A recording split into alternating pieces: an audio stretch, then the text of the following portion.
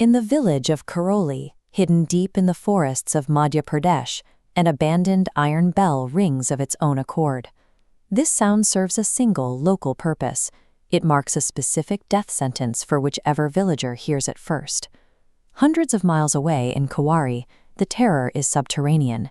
An ancient stone well, dormant for generations, suddenly undergoes a physical transformation, manifesting stone steps that descend into a depth the water should not allow. Along the Kalimed road, spatial logic collapses entirely. A tractor driver finds the dirt path warping beneath him, forcing him into a loop where he passes the same cursed peepal tree every few minutes, regardless of his speed or direction. Traditional folklore fails to explain these events. Ghost stories typically center on spirits seeking peace or closure, but these anomalies physically rewrite the environment and manipulate the laws of time.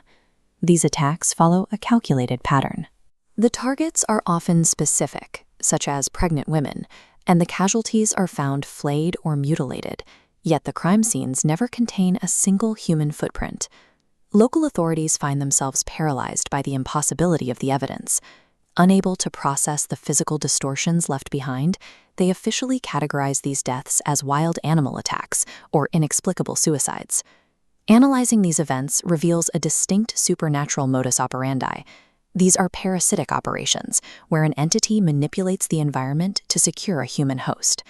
These forces target living bodies for their return. They are seeking a physical vehicle to hijack, allowing them to walk among the living once more. The histories of Kishori Bai in Banjara Kheda, Lajo in Karoli, and Jagat Ram in Kawari provide the data we need. All three operated within the same rural landscapes of mud brick houses and total isolation. Their histories reveal a shared end. None of these practitioners died naturally. Each was a dark occultist who was executed or burned alive by their neighbors precisely as they were attempting to finalize a ritual.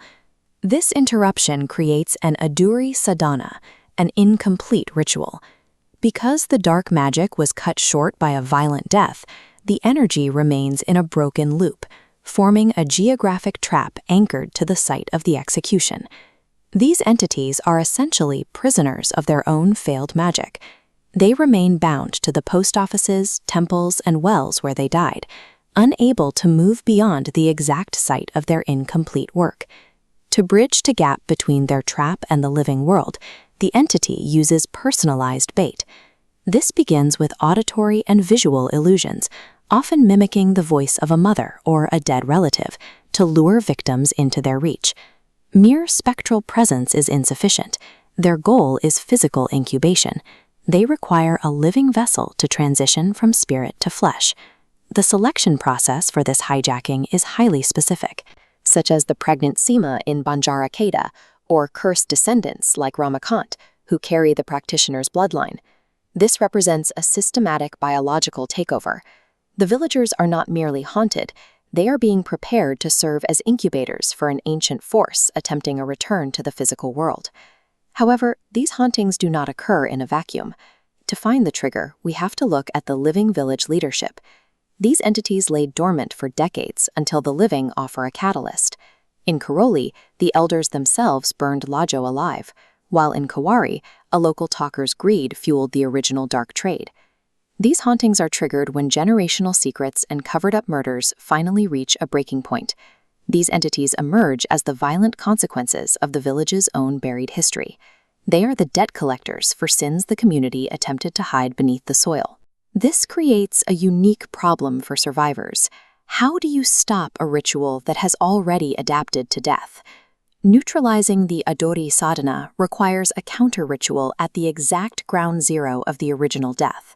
One must destroy the physical anchors of the magic, like the Blue Practitioner's book, using the ritual's own logic to burn the energetic loop to ash.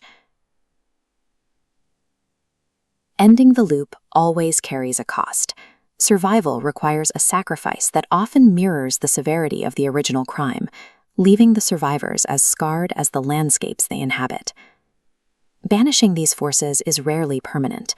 Because the ritual was never completed, the energy is often merely delayed rather than destroyed. Chilling evidence shows the cycle inevitably restarts. In Karoli, A new bell eventually arrives with a new priest. In Kawari, long after the well was sealed, a localized muddy handprint reappeared on the side of a red tractor, as fresh as the day the haunting began. In these rural communities, the past remains active. The dark is not empty. It is simply waiting for the living to forget, proving that some histories are simply too violent to stay buried.